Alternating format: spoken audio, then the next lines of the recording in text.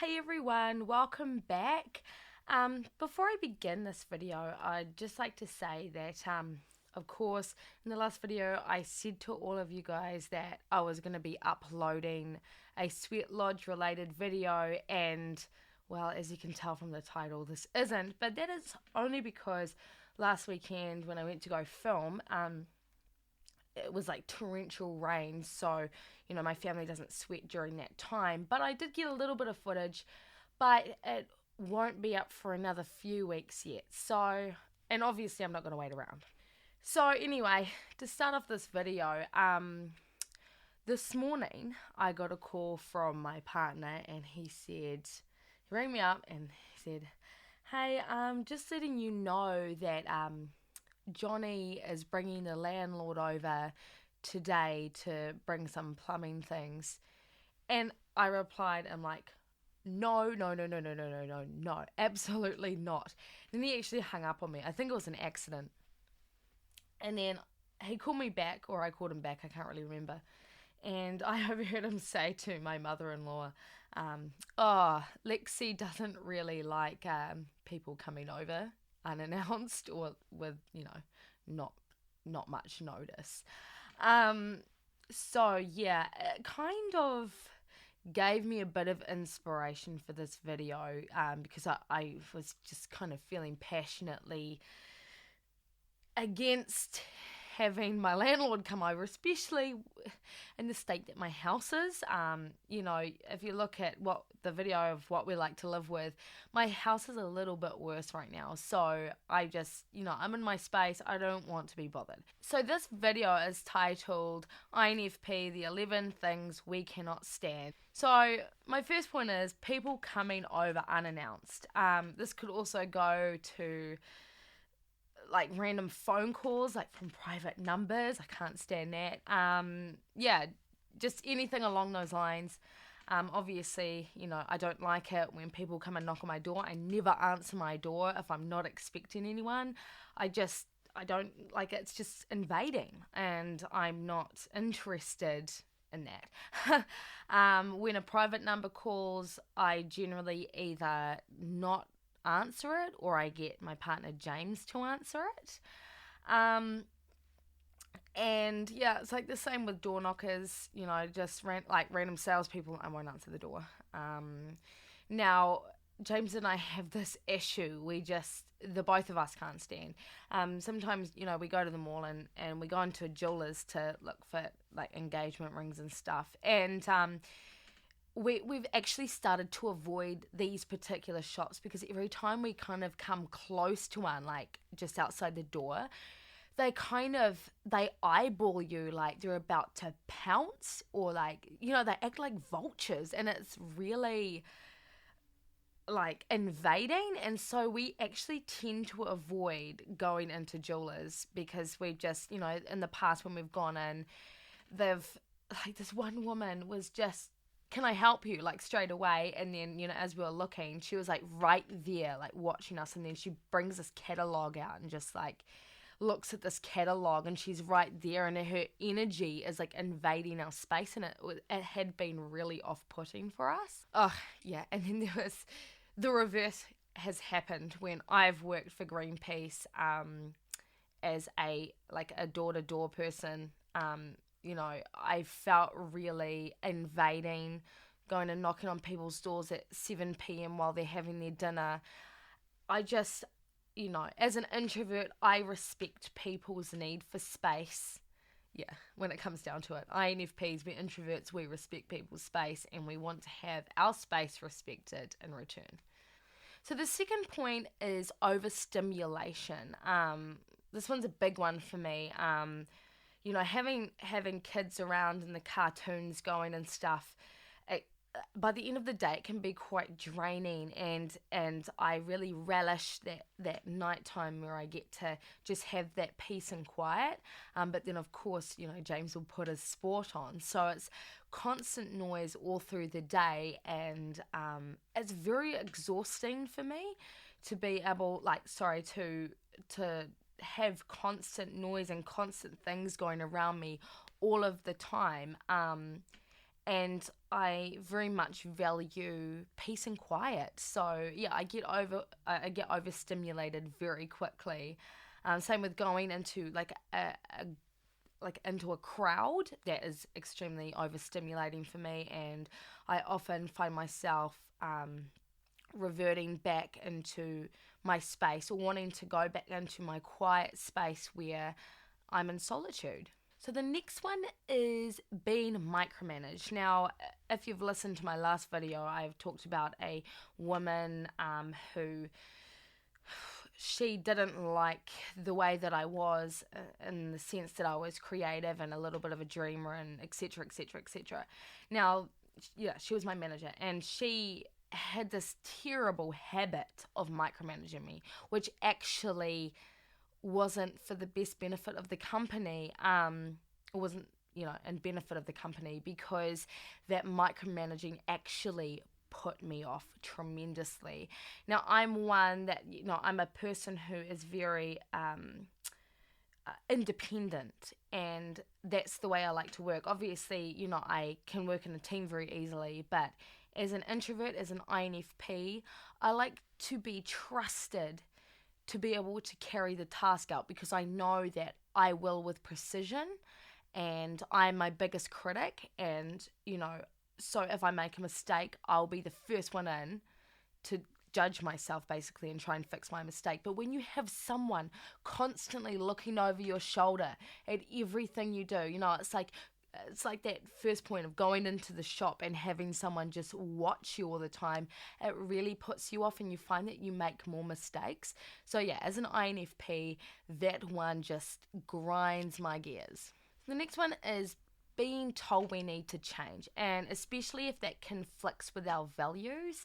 I've had this one many a times, because I go against the grain a little bit. I've had people in my life, such as my old manager and other people, kind of expecting me to change to kind of fit into the mold of society, or they just don't get it, and it makes them feel uncomfortable. I lived with this person who didn't understand why I had blue hair. And so she, and because I had social anxiety, and she kept saying to me, like, why do you insist on colouring your hair blue when you get more attention because of it, and you have supposed anxiety? And, it made my blood boil, because I'm like, how dare you question who I am? Like, this, what I do to myself on the outside is a reflection on the inside, in the sense that I feel like an individual, and being expected to change myself, or like change my sensitivity, or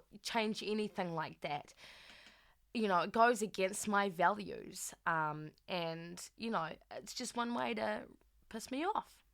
So the next one is feeling like we are trapped, or being in the mundane, feeling trapped by the mundane. Again, I've done a video based on this a wee while back, why we don't deal well with the mundane. INFPs, I feel like we are birds. That's a really weird comparison, but birds in the sense that we like to feel freedom. We don't like to be constrained by the mundane of society, by the prison of society, or anything else for that matter. We are very much our own people, and we don't like being told we need to do something that conflicts with our values, like in the last point, or feel like we're held down by something that doesn't grow our corn. Put your hand up if you do not relate to people that have massive egos, because this is my next point, is we don't really see eye to eye with people who come across as fake, who have big egos, and who are show-offs. I think we find this quite irritating, because we respect people who can show their true selves, and who don't wear a mask just to get attention. When I went to high school, in my music class, I was in this band with this guy. He was a guitarist, and he had the ego the size of Everest, I swear. I was a shy performer, and he would often pick the songs, and they would be like quite intense rock songs that he liked to shred on and stuff. And so yeah, he'd just pick all these songs and everything, and by the end of it, I just couldn't do them. And what it resulted in, the end of year performance, was me playing the tambourine and him playing lead guitar and singing. And I just, that to me, he just showed me this big ego. I did not respect him. I thought he was a real dickhead for doing that and not listening to his other team members. And I've come across these people in my life, people that have these masks on. It's like I feel like they have these big egos because they're trying to cover up some kind of insecurity. The next one is backstabbers. Now, I think everyone at some point in their lives has talked about other people in a negative light. And there is a big difference between talking about your feelings when it comes to situations and people, and bitchiness. And that's something that I don't like, and something which had repelled me from especially girl groups at high school and stuff. I don't like people bitching about other people, behind their backs. Especially if they're friends with each other. I don't respect that, and I feel that it's not right, and that's something I don't do and I don't try to do. Again, obviously, if I have a problem with something and my feelings are affected, I will talk to someone about my feelings, about how someone might make me feel. But never have I seriously bagged on a friend, calling them every name under the sun or anything like that. It's just not in my nature. And I feel that, maybe a lot of other INFPs are that way inclined as well. The next one is how shit the world is. I think this goes along with the fact that a lot of INFPs don't really like watching the news, or, that's quite a stereotype of us. We don't like how shit the world is because of things like Trump, the bombing of Syria, unnecessary wars, stuff that makes humanity look like an asshole. That is something INFPs absolutely loathe, and also what kind of pushes INFPs into our ideal worlds of, for instance, if you look at the Pleiadians, and if you think about the Pleiadians' nature, they're a supposed alien race. That's completely attractive to an INFP because they all get along and they're a culture based on love. But then you look at our world and it's like, it's not something INFPs like. The next one is being told we can't do something, and I've had this a lot, and again, this grinds my gears. Going back to my old manager, she had told me I can't do writing, I basically can't do anything creative, that I have to do a mundane job, like, I don't know, whatever you think a mundane job is. This grind my gears because I'm just thinking, how dare you tell me what I can and cannot do, and I'm going to prove you wrong. I'm a creative person. I'm passionate about the creative things that I do, and why can't I not do those things? It's what I value. And if I did anything other than this, or, anything other than what I'm passionate about, that's really soul destroying for me. So, to put it bluntly, also my brother, he's a doctor of chemistry, and when when he found out that I wanted to do the travel writing thing, he thought I was completely silly, and he basically, told me that I can't do it. It's either one day or day one, and I'm starting it already. I've passed my travel and tourism course. I'm getting into travel vlogging, so look at me in the next 10 years, Dylan, and you will see I can achieve anything my heart desires. I love you though.